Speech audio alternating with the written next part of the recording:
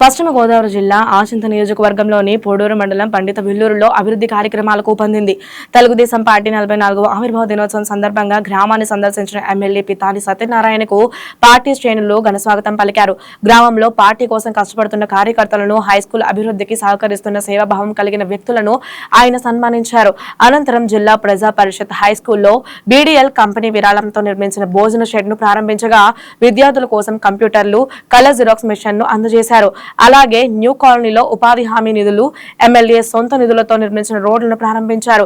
హైస్కూల్లో ఏర్పాటు చేసిన సమావేశంలో మాట్లాడిన ఎమ్మెల్యే పాఠశాలకు అవసరమైన మరుగుదొడ్లు, మంచినీటి సదుపాయం కల్పించడంతో పాటు పిల్లలు ఇబ్బంది పడకుండా గ్రౌండ్ కు సిమెంట్ ఫ్లోరింగ్ వేయిస్తామని హామీ ఇచ్చారు.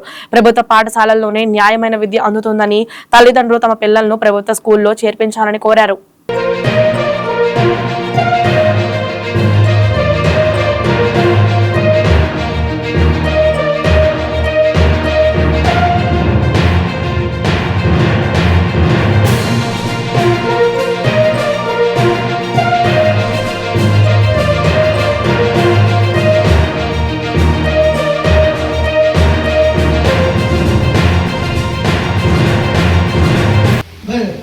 అభినందిస్తా ఉన్నా.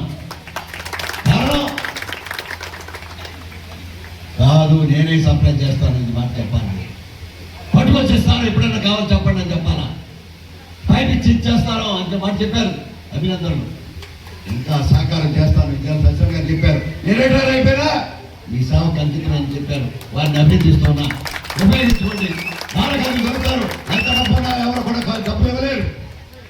కొంతమంది పడతారు, డబ్బున్నా లేకపోయినా సామాజిక బాధ్యత తీసుకుని వాళ్ళు ఆలోచన వేరు, వారి యొక్క మనసు వేరు. వారందరూ కూడా మనం సామాజిక బాధ్యత తీసుకునేవారు వ్యక్తుల్ని అభినందించవలసిన కార్యక్రమాలు కూడా ఉన్నాయి. ఈనాడు ప్రత్యేక చూసాం, సెట్ కట్టారు. కింద కూర్చోకూడదు పిల్లలు. భోజనాలు కూడా డైనింగ్ టేబుల్ మీద కూర్చుని భోజనం చేసే మధ్యాహ్న భోజనం కానీ విద్యా విధానంలో మార్పులు ఏ రకంగా వస్తూ ఉన్నాయో అదే కోరుకుంటా ఉన్నారు. ఏమైనా ప్రైవేట్ స్కూల్లోకి పైన కూర్చోబెడతారు ఉన్నారా?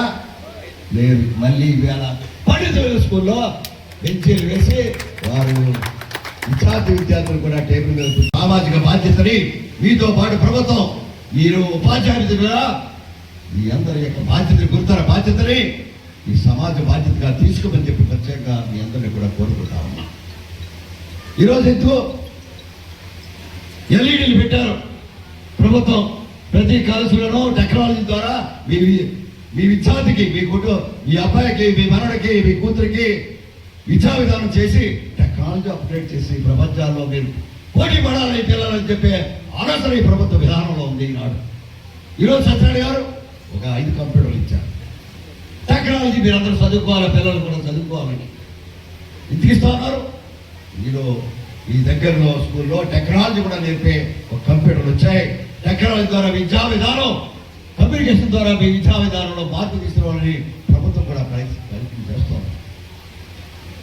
మీకు తెలుసా, ఒక విద్యార్థికి సుమారు 50,000 నుంచి 90,000 రూపాయలు ఖర్చు చేస్తుంది ప్రభుత్వం. ఖర్చు తెలుసా మీకు?